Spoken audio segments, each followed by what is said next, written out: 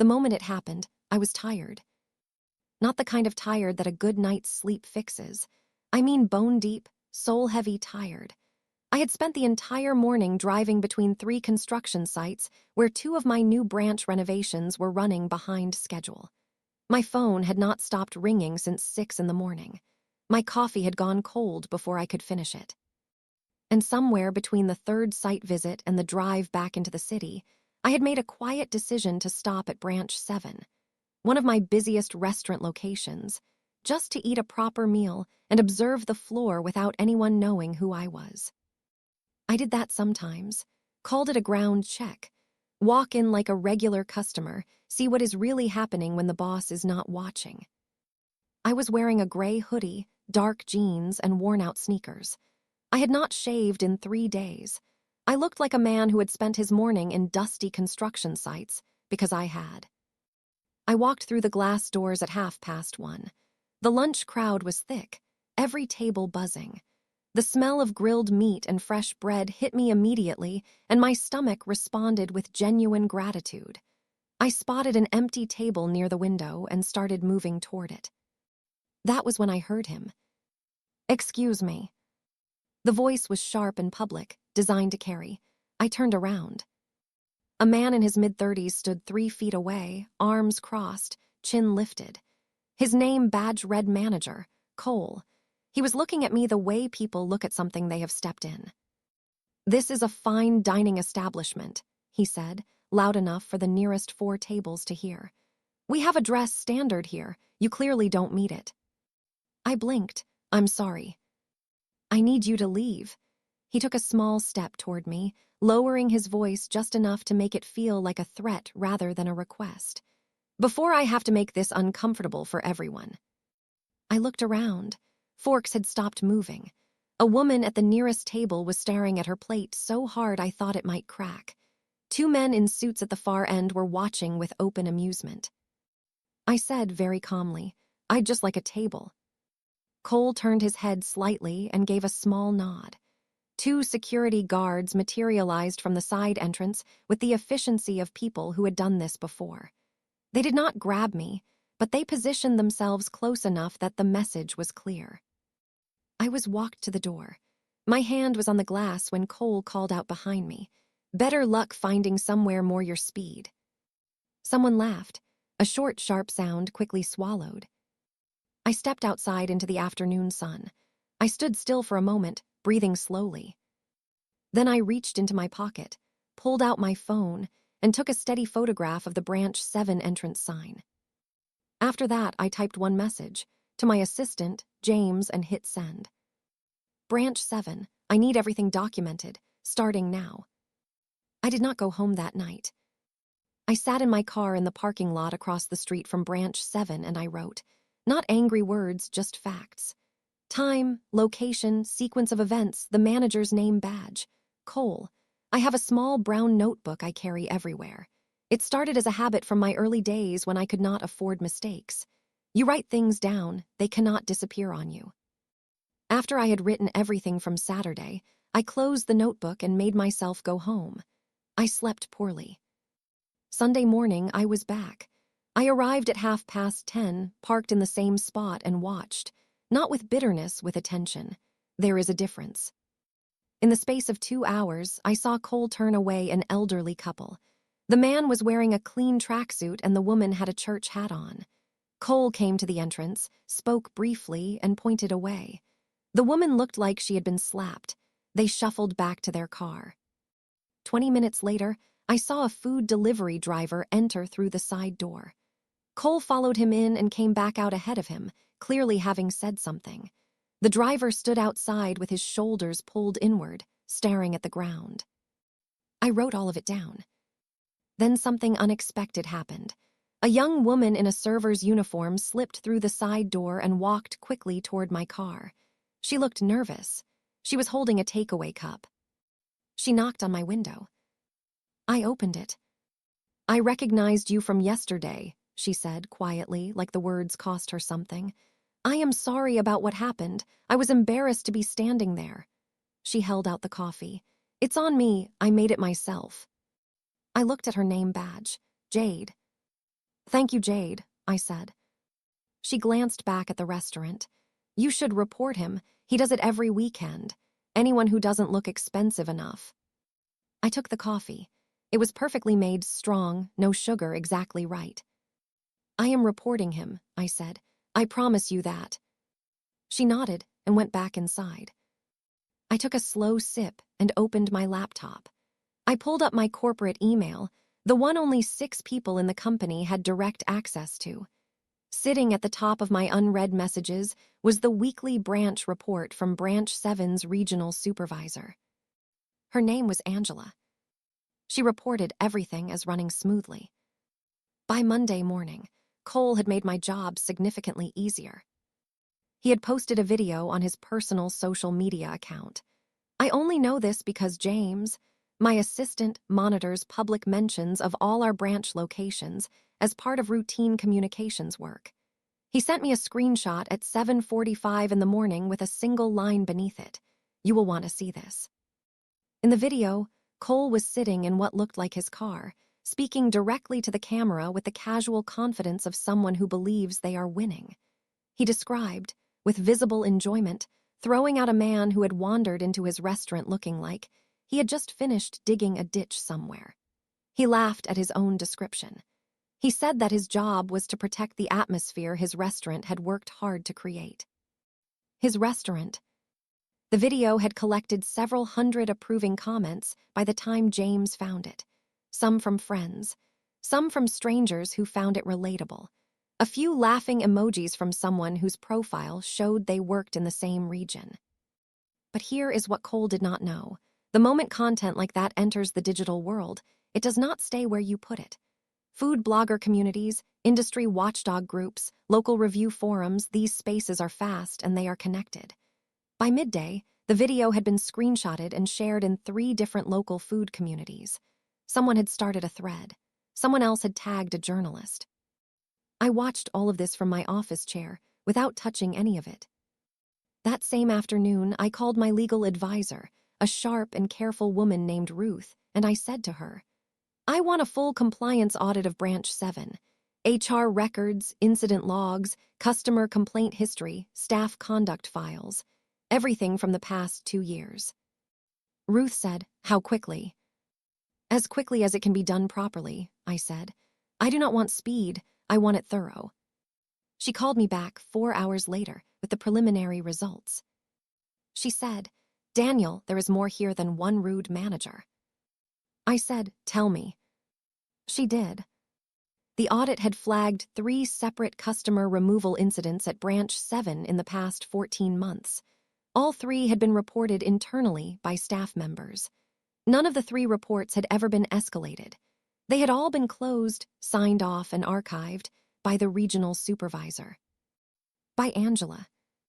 I need to tell you about Angela, because understanding her is understanding how situations like this survive inside large organizations for as long as they do. Angela had been regional supervisor for 6 of my branches for 4 years. On paper, she was exactly what you would want: consistent performance reviews, clean quarterly reports, never a major scandal. She dressed well, spoke confidently in meetings, and had a reliable talent for telling senior leadership exactly what they wanted to hear. What she was actually doing was something I had not yet fully grasped. She was building her own structure within my structure. She had hand-picked managers like Cole. She rewarded their loyalty with positive performance ratings. She buried complaints that might have disrupted the image she was carefully presenting upward. She was, in the language of corporate life, managing her brand. She was also positioning herself aggressively for a vice president role that was due to open up at the company's upcoming leadership restructure. She had been making the right phone calls, attending the right dinners, cultivating the right relationships. What she had never done, not once in 4 years, was sit in one of her branches and watch what actually happened. I know this because I had now done exactly that. And the difference between her reports and my notebook was extraordinary. Here is the part that sharpened everything for me. My executive assistant found a detail we had almost missed. Angela had, from her personal account, shared Cole's humiliation video, not publicly, but to a private group of close contacts. She had included a laughing emoji. A laughing emoji, at a man being removed from a restaurant he owned. I sat with that information for a long time. That evening, I reviewed the guest list for the company's annual gala, our 10-year anniversary event, which I was hosting in 3 weeks. Angela's name was on it. She had RSVP'd promptly. She had no idea she was walking into the room where everything would shift. The corporate letter arrived at Branch 7 on a Wednesday. Jade, the server who had brought me coffee in the parking lot, was called off the floor by the branch administrator and handed a sealed envelope. She told me later that her hands were shaking when she opened it, because in her experience, unexpected corporate letters only ever meant one thing. But this letter said something different. She had been selected for the company's newly launched branch supervisor training program, a 12-week course covering operations, team management, financial oversight, and customer experience standards. The program was fully funded by the company. Completion came with a pay increase and formal consideration for supervisory roles. Jade stood in the back office and read the letter 3 times. Cole found her there. He looked at the letter, looked at her, and looked at the company letterhead. His expression cycled through surprise, irritation, and then something colder. "Who authorized this?" he asked. The administrator said she did not know. The selection had come from Central HR, and the referral notation at the bottom simply read, "Director's Office." Cole said nothing else, but Jade watched his jaw tighten in a way that made her take a small, careful step toward the door. That evening, Jade turned the letter over and found a business card tucked into the fold of the envelope. She almost missed it. It was plain white, minimal, no logo, just a name, a title, and a direct number. Daniel Osai, founder and chief executive, the Osai Group. Jade sat down slowly on the edge of her bed and put the pieces together. The tired man in the parking lot, the coffee she had handed through the window, the words, "I am reporting him, I promise you." She held the card for a long time. Then she placed it carefully in the drawer beside her bed, lay back, and stared at the ceiling. Cole's confidence, far from shaking after the corporate letter incident, appeared to grow. I watched this happen from a distance through the documentation my team was quietly building. Cole had received what he interpreted as silence from above, no call, no formal complaint notice, no consequence, and silence, to a man like Cole, reads as approval. He gave a podcast interview on the following Thursday. It was a local food and hospitality podcast with a modest following, the kind of platform where industry people talk shop and feel important. Cole was introduced as a top-performing branch manager with a reputation for maintaining high standards. He accepted the title without correction. For 40 minutes, he spoke about restaurant culture, customer behavior, and what he called the responsibility of gatekeeping a brand. About 20 minutes in, the host asked him about managing difficult situations. Cole leaned into the microphone, I could hear it in the recording, and described the hoodie incident again. This time, the story had grown. In this version, I had been muttering to myself. In this version, I had been unsteady on my feet. In this version, his staff had been genuinely concerned for their safety. He said that some people were a liability to the brand, just by walking through the door. My communications team had flagged the podcast before it even finished publishing. They began tracking every mention, every share, every comment.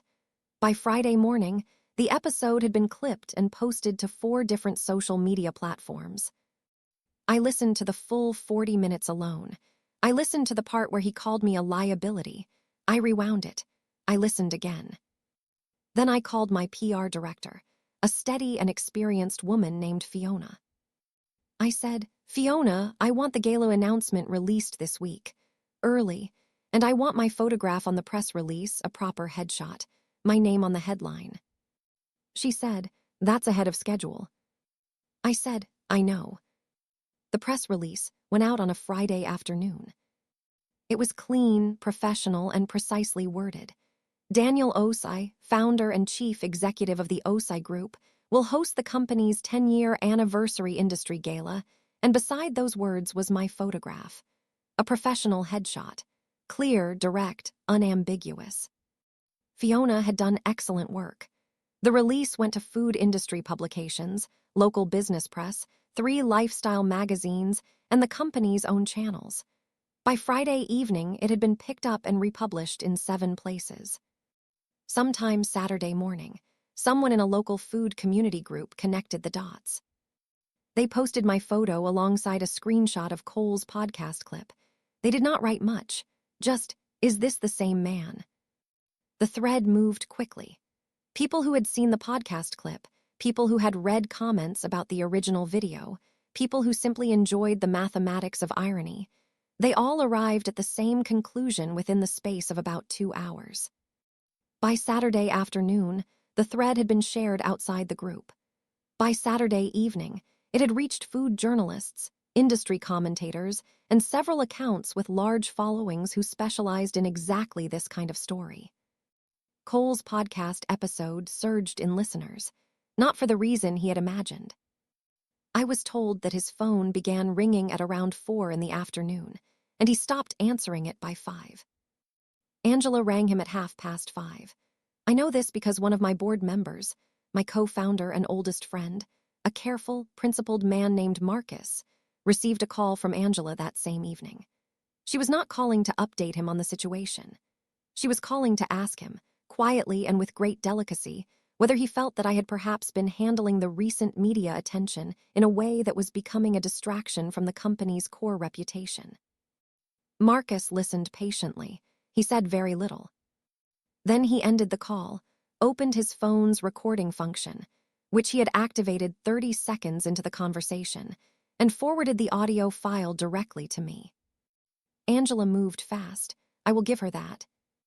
By Sunday morning, she had driven to Branch 7 unannounced, something, as far as the staff records showed, she had never done before. She pulled Cole into the back office and spoke to him for 22 minutes. 2 different staff members independently noted the time because they were surprised to see her there at all on a Sunday.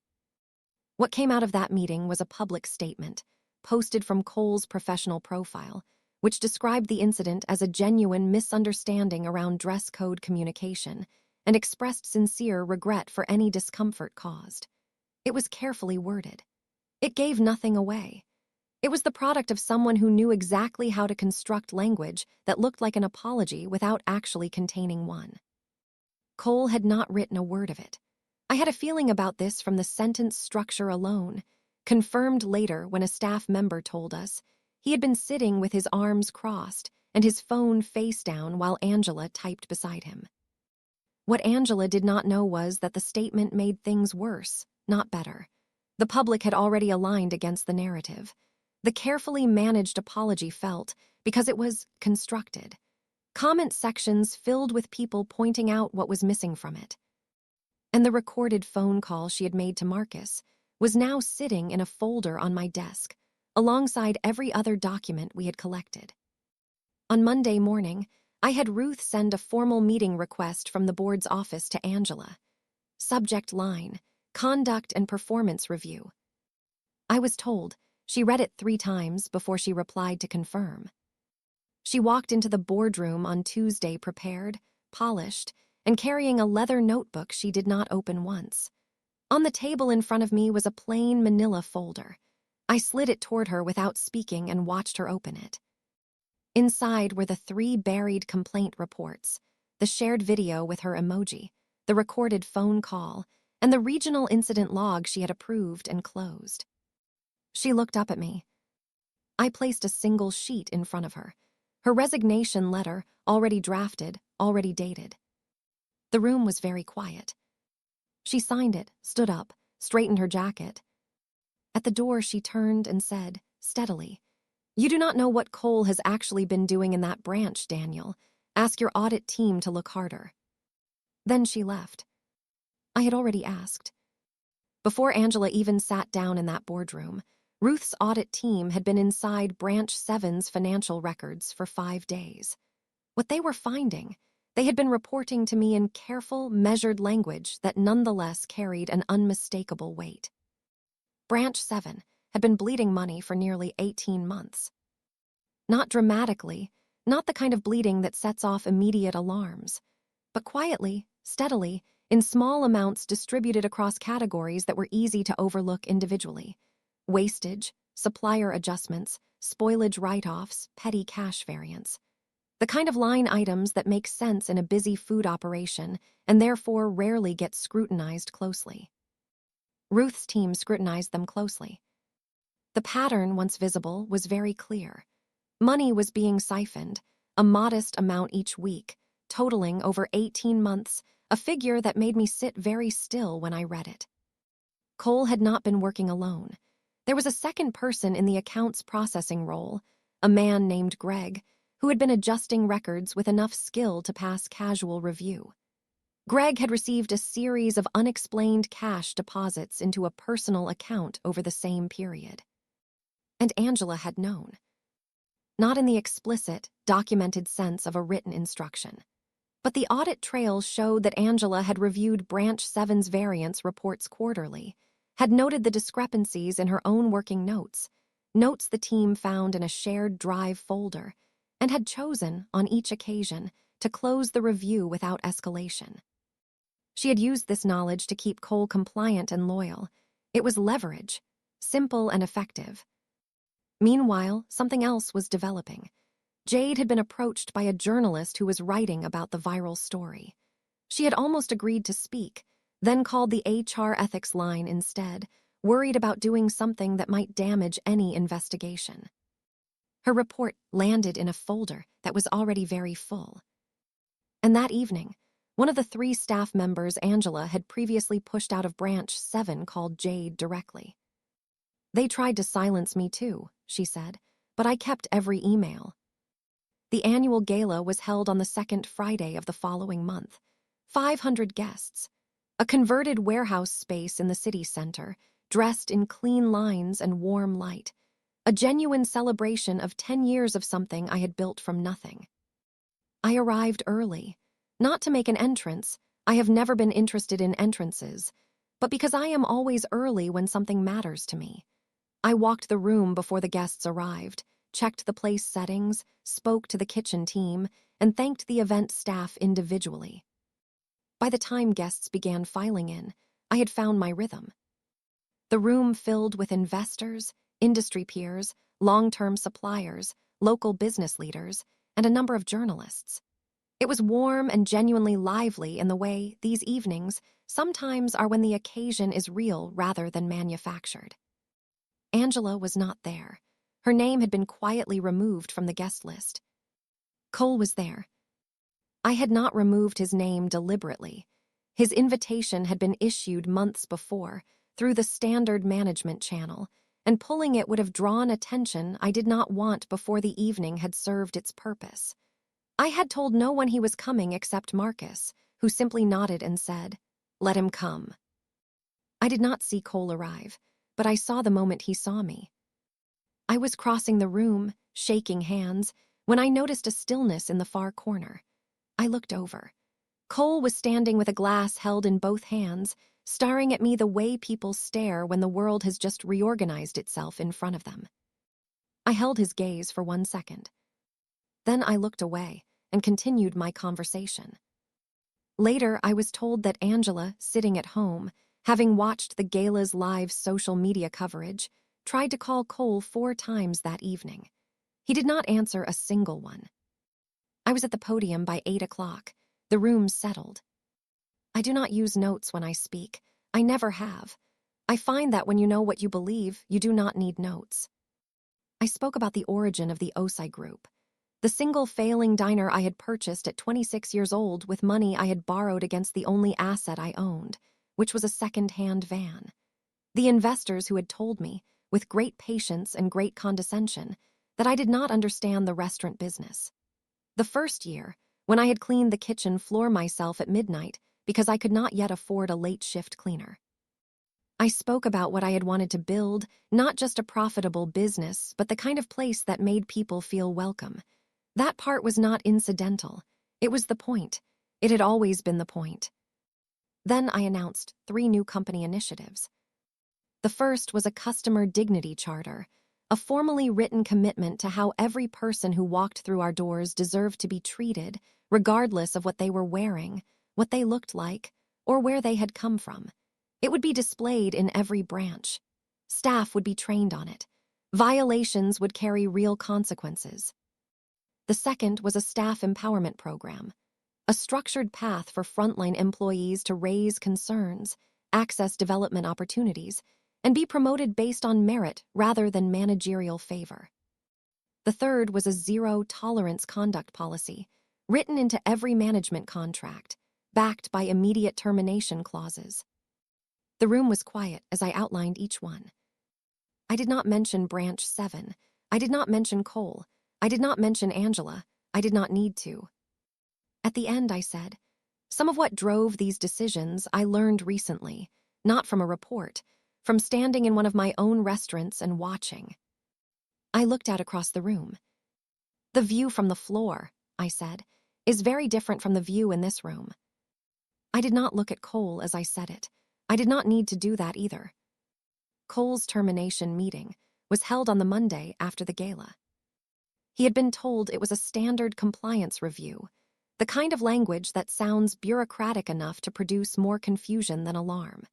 He walked into the meeting room at 9 in the morning, wearing his manager's shirt and the expression of a man who has decided, despite all available evidence, that things will be fine.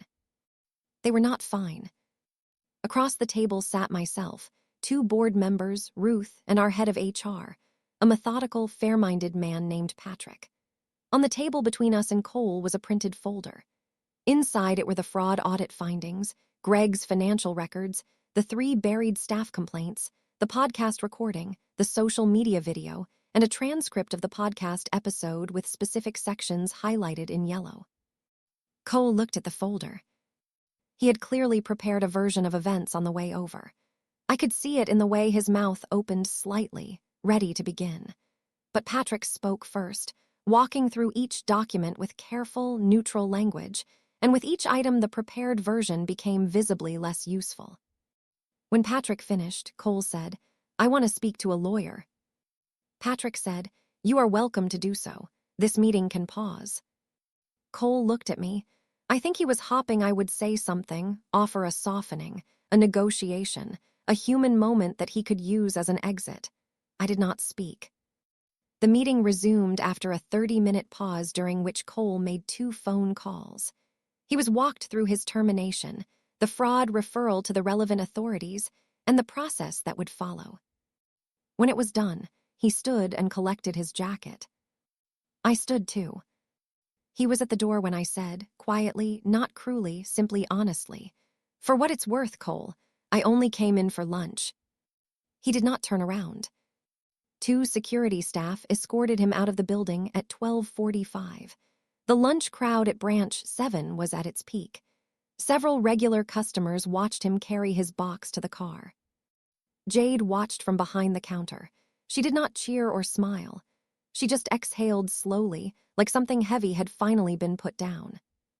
Greg, the accounts processor who had helped Cole move money through Branch 7's books, was dealt with through a parallel process.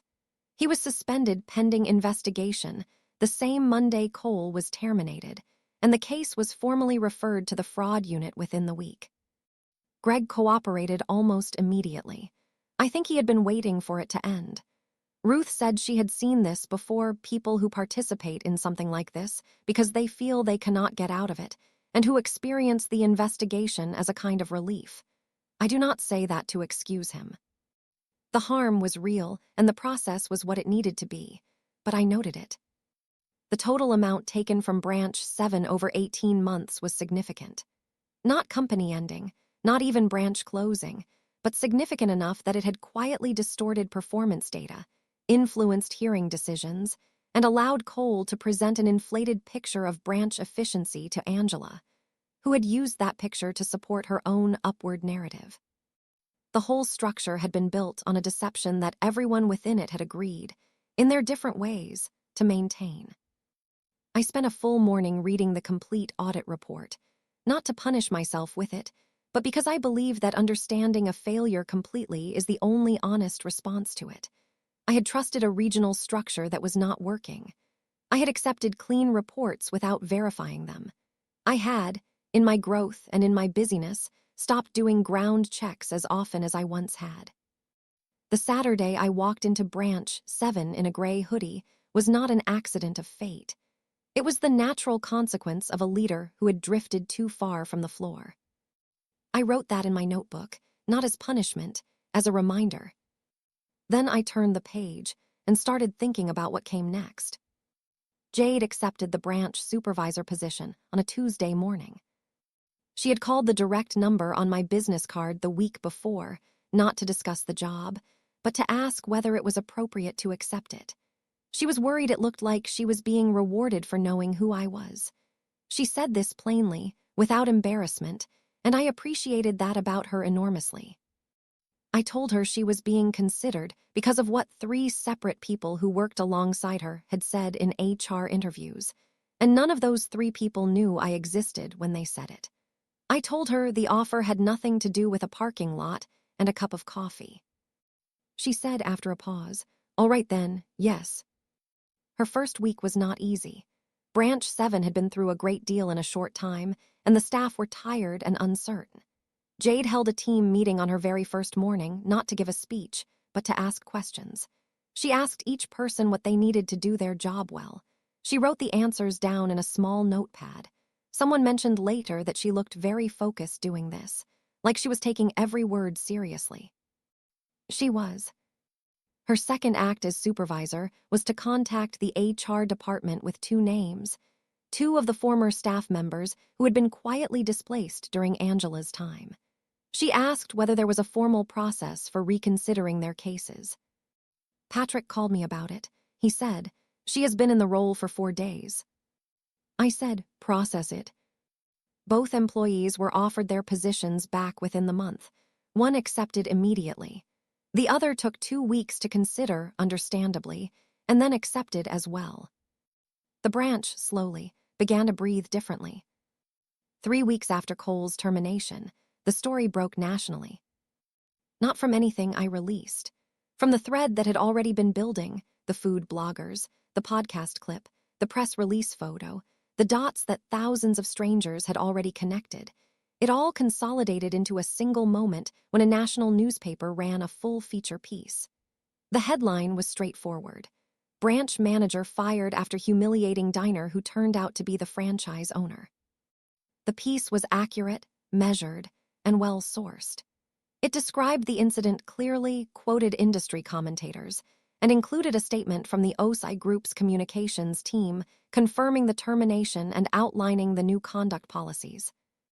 Within 24 hours, the story had been republished in 11 other outlets. 3 television morning programs requested comment. 2 reputable podcasts reached out, considerably more credible than the one Cole had appeared on. Cole posted a long statement on Instagram.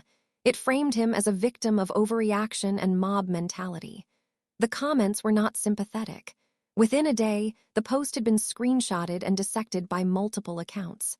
Cole made the post private, then deleted it entirely. A professional trade organization that had previously awarded Branch 7 a regional excellence certificate quietly reached out to our PR team asking whether we would like them to review the listing. I said yes, we would like that very much. The story, as these things do, began pulling in everything connected to it, every loose thread, every dormant question, every name that had been sitting quietly at the edge of things. Including one name I had not thought about in several years. The name appeared in the comments beneath a published article about the story, posted by someone with a private account, just 3 short words that carried an outsized amount of weight. Ask about Victor. James flagged it because his brief is to flag anything unusual. He had almost dismissed it as generic internet noise, but something about its placement and its precision made him note it and send it to me. Victor Assant was a man I had known at the beginning, not a close friend, but a business associate from the period just before I purchased the original family diner. He had offered early strategic advice, been present at several important conversations, and had eventually moved on to launch his own restaurant concept. A competitor, technically, but a distant one, never in the same tier, never something I had considered a serious concern. Or so I had assumed. Ruth, when I mentioned the comment, said she would follow the thread. What she found took 2 phone calls and a financial records consultation before it began to take clear shape. Victor had not simply moved on. Over the past 4 years, he had been quietly acquiring restaurant properties, sometimes through intermediary holding companies, in locations that overlapped significantly with my expansion plans. He had also, in the past 18 months, made 2 approaches to members of my board, suggesting that certain branches of the OSI group were underperforming and might benefit from external acquisition. Both approaches had been informal, social conversations, the kind that happen over dinner and leave no paper trail. Almost no paper trail. One board member had mentioned it in passing to Marcus, who had made a brief note out of habit. That note was now in Ruth's hands. And then Ruth found something else entirely. Victor had known Cole personally. They had worked at the same hospitality company 7 years earlier, and 3 months before the Branch 7 incident, there had been a phone call between them lasting 41 minutes. I spent a long time sitting quietly with what the investigation was uncovering. What had begun as a manager who humiliated me in my own restaurant had widened into a regional supervisor burying complaints for years. It had deepened into a fraud operation running beneath a branch I was responsible for. And now, it was revealing something beneath all of that. A deliberate, patient strategy by someone who had watched my company grow and had been methodically working to weaken it from the outside while creating fractures from within. Victor had not scripted the Branch 7 incident to that precise degree. But he had been in regular contact with Cole, and he knew the company's internal review schedules, and he had told Cole, according to what Cole later confirmed to investigators, that the company was not as stable at the top as it appeared, and that branch managers who demonstrated strong independent performance were protected. He had told Cole, in other words, that loyalty upward was unnecessary, that aggression and autonomy would serve him well. He had been cultivating exactly the kind of unsupervised, overconfident recklessness that led to what happened that Saturday afternoon. Ruth described what she had found as the most structured case of deliberate business interference she had seen in 20 years of legal practice. She said this without admiration, with something closer to exhaustion. I made a decision that evening. I would not release the footage from my phone. The recording I had made as Cole had me escorted to the door, not to protect anyone, but because I had never wanted this story to be about my humiliation. I had wanted it to be about what my company was going to become. I called Fiona. "Do not release the footage," I said. "Write the op-ed instead. I will write it myself, in my own words." The piece was published on a Thursday morning in a national business and culture magazine. I had written it over 4 evenings in my home office, a cup of tea going cold at my elbow each time. I rewrote the opening paragraph 11 times, not because I could not find words, but because I kept finding the wrong ones, words that were too angry, or too carefully performed, or too guarded. In the end, the opening I used was simple and true. I walked into a restaurant I had built from nothing, and the manager asked me to leave. The piece was not a complaint. It was not a victory lap. I wrote about the silence in the room when the security guards walked me to the door.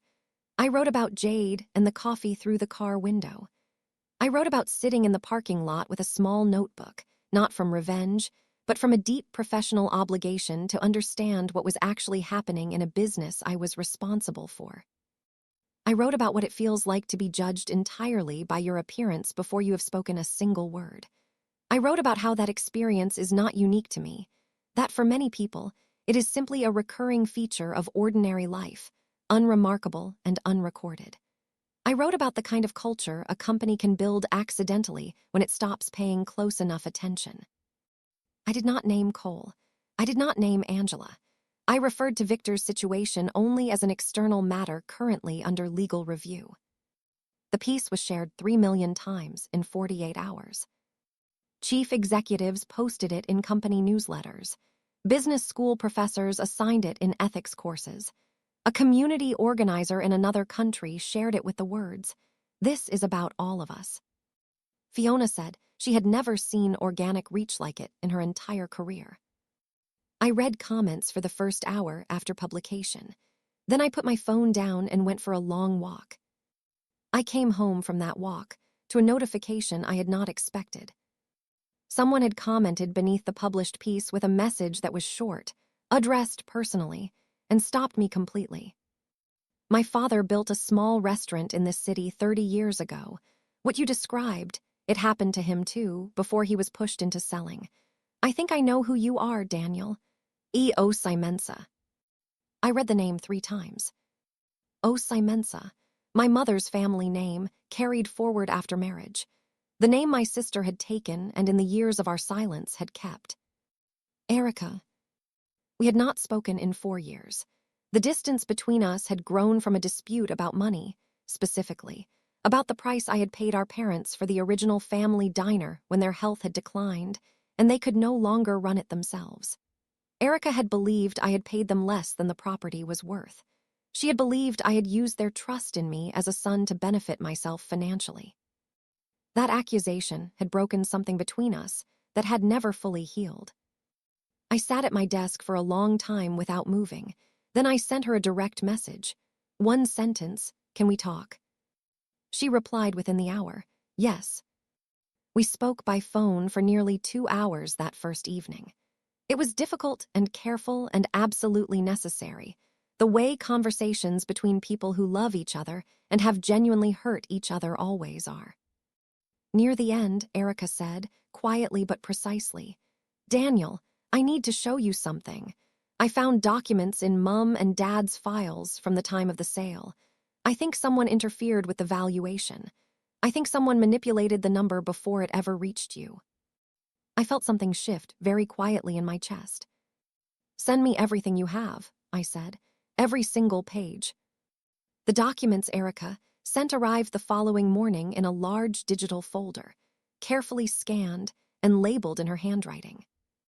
They were a collection of property valuation reports, correspondence printouts, and financial records from the period of the family diner sale, nearly 5 years ago now, a time that had lived in my memory as one of the most painful of my life, not because of the transaction itself, but because of what it had done to my relationship with the person I had grown up beside.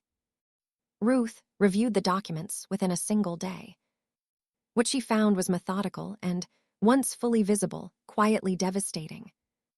The independent valuation of the diner property had been conducted by a firm that, at the time of the assessment, held an active consulting relationship with a holding company connected to Victor Assant.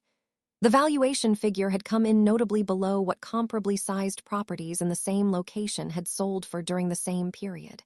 Ruth identified 3 comparable sales. All 3 were higher, significantly higher. That suppressed valuation had formed the basis of my purchase price.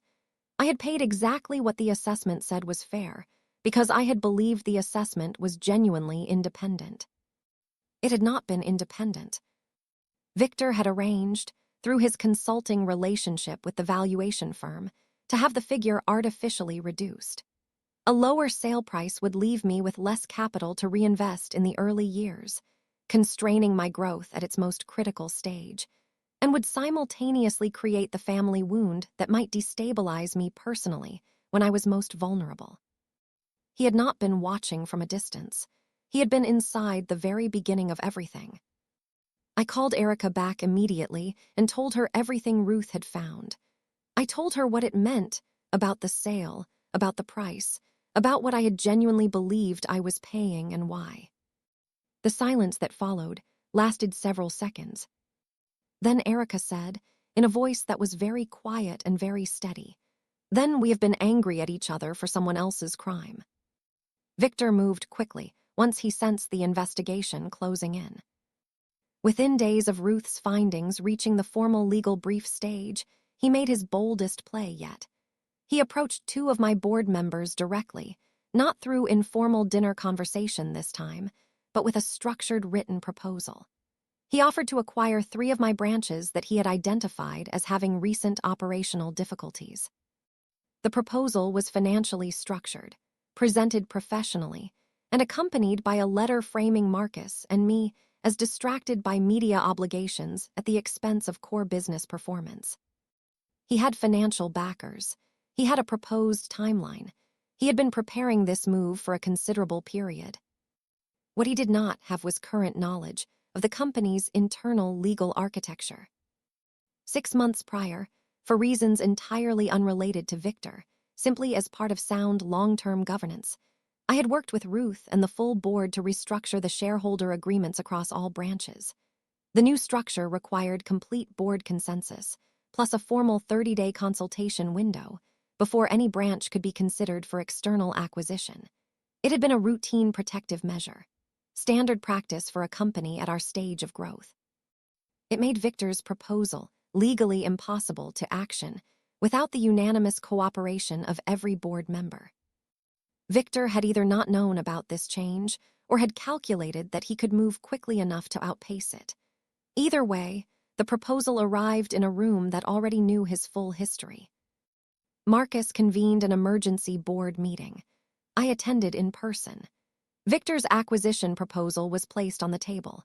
Beside it, Ruth placed the investigation summary, the valuation interference, the 41-minute phone call with Cole, the approach through Angela's contact, the consulting relationship with the suppressed valuation firm. The vote was called.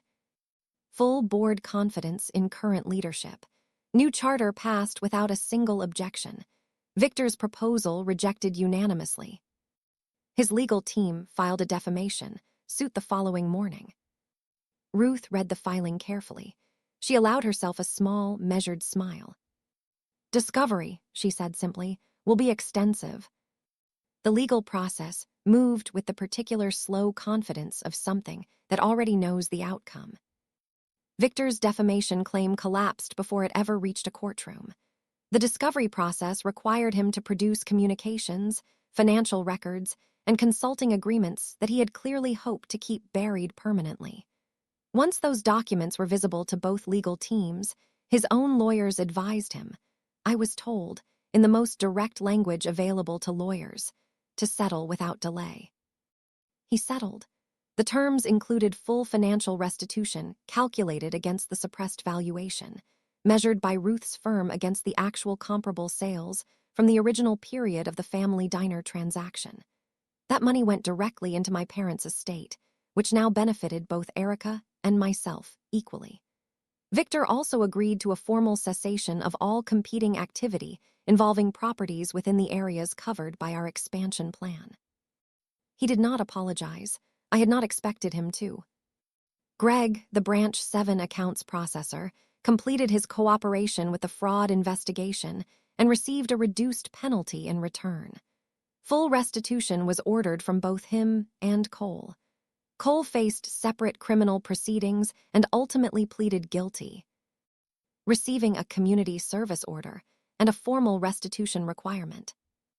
Angela's resignation had removed her from corporate consequence directly, but the 3 staff members she had displaced pursued a civil wrongful treatment claim through an employment specialist. Angela settled that privately from her own resources without any prompting from the OSI group.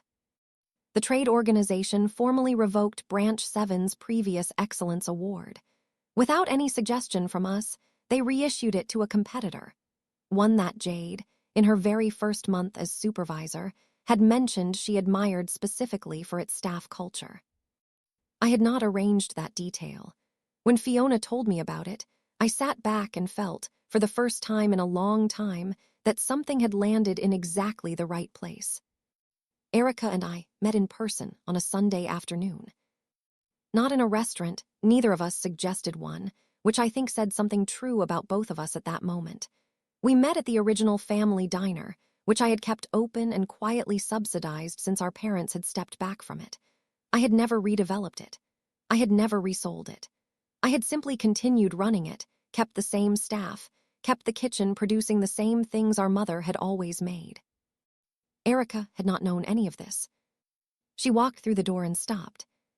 The chalkboard menu on the wall was still written in our mother's handwriting. The tables were the same dark wood. The sounds coming from the kitchen were familiar in a way that goes deeper than memory, the kind of familiar that lives somewhere in the body itself. She stood completely still for a long moment.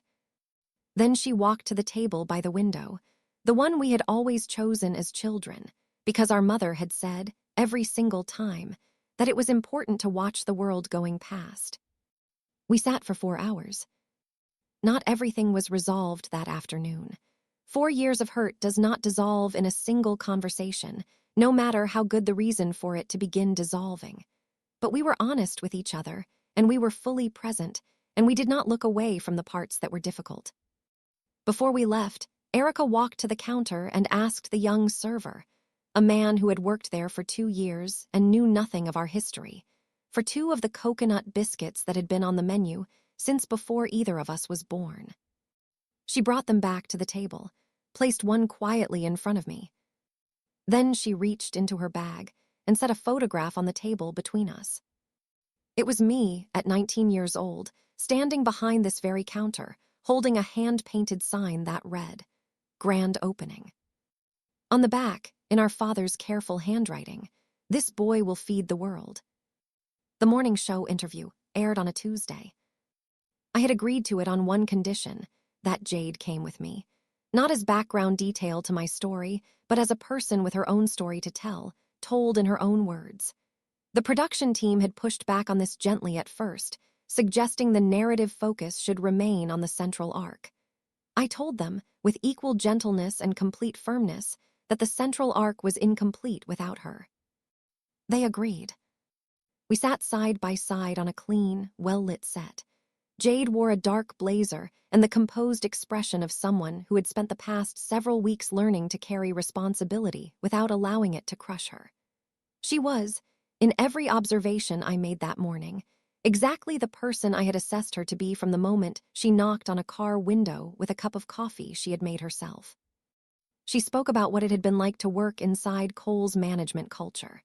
She spoke with precision and without bitterness, describing specific incidents, the atmosphere of fear, the particular exhaustion of working in a place where speaking up felt more dangerous than staying quiet.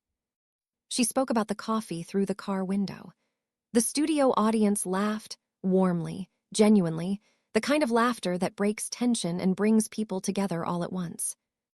I spoke about the original diner, about my parents, about what it means to build something not purely for profit, but because you believe, in a deep and unhurried way, that people deserve to be welcomed exactly as they are. Near the end, the host asked the question I had known was coming from the moment I agreed to the interview. If you could go back to that Saturday, would you have told them who you were? I had thought carefully about how to answer this, not because I was uncertain of the answer, but because I wanted to say it in a way that was fully honest. No, I said, because then I would have only saved myself. The studio was quiet for a moment. The host nodded slowly. And we moved on. Branch 7 became the highest-rated branch in the company within 1 year. Not the most profitable in raw numbers, though its performance improved considerably once the fraud had been properly unwound and honest accounting was restored.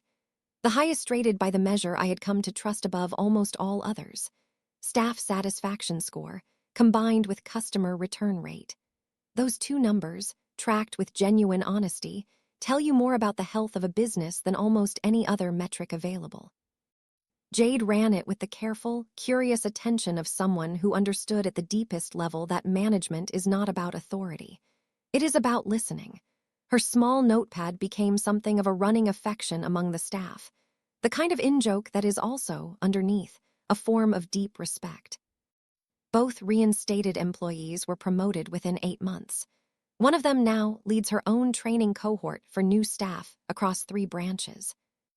The Osai Family Foundation launched the following spring, a program providing first-generation restaurant entrepreneurs with startup capital, mentorship, and legal support through the earliest and most fragile stage of building something new. It was Erica's idea, developed across a dinner at the original diner that had stretched far past midnight. We named it after our parents. Our father cried when we told him. That made Erica cry, which eventually made me cry. None of us have formally acknowledged this since, and I think that is the right approach. Victor's operations restructured quietly in the months that followed. He did not disappear from the industry. People like Victor rarely do. But the architecture of everything he had built to interfere with what I was building had been completely dismantled. Ruth framed the final case summary and sent it to my office. It sits on my shelf, not as a trophy, as a document, as a record of what happens when you pay attention. On a Tuesday afternoon in November, I drove to Branch 7 alone. No James, no Fiona, no PR team, no notebook. I wore jeans and a gray hoodie, not the same one exactly, but close enough to feel like a deliberate choice. I walked through the glass doors. A young server looked up from the host stand. She was new. She had no idea who I was. She had no reason to. She smiled, warm, unhurried, entirely genuine, and said, "Sit anywhere you like." I chose the table by the window. I ordered lunch. And for the first time in a very long time, I was simply a man in a restaurant, eating a meal that he had been meaning to sit down and have for far too long. And that is where the story ends. Not with a courtroom, not with a dramatic confrontation, but with a man, a table by a window, and a restaurant that finally felt like what it was always supposed to be. If this story moved you, if it made you feel something, think something, or reminded you of someone who never got the recognition they deserved, then you already know why stories like this one matter. I want to hear from you right now. Drop a comment and tell me honestly, what was the moment in this story that hit you the hardest? Was it the parking lot and the cup of coffee? Was it the photograph with the father's handwriting on the back? Was it the final line, the table by the window? Tell me. Your honest reaction, your genuine thoughts, that is exactly what this community was built for. And if you watched this all the way to the end, there is something you should do right now before you scroll away. Hit that subscribe button. Because this channel exists for one reason: to tell stories that remind you that quiet dignity, patience, and the courage to build something real will always, always outlast the people who tried to make you feel small. We have more stories coming, and every single one is worth your time. Until next time, thank you for being here.